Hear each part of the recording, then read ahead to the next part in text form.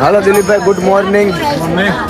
છેલ્લો દિવસ છે ને, છેલ્લી દિવસની ગુડ મોર્નિંગ કરી નાખ્યું છે. આમાં હવારમાં હાલતા થઈ ગયા છે હું, પ્રદીપભાઈ, દિલીપભાઈ. તો આ છેલ્લો દિવસ છે, અહીંથી સીધું જવાનું છે અમારે દામોકુંડ.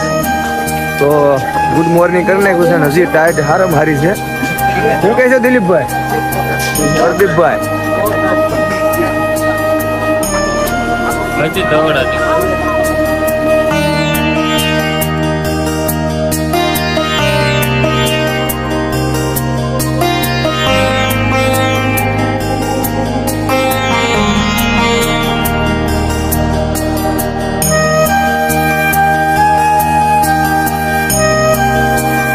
દિલીપભાઈ કેવો છે આશ્રમ? હે વાંધો નહીં.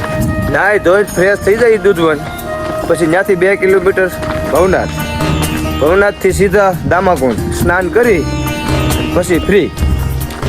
પછી સારું, વાંધો નહીં. તો હાલો દામાકુંડનું દૂધવન નાહી ધોઈ પછી દામાકુંડે મળ્યા.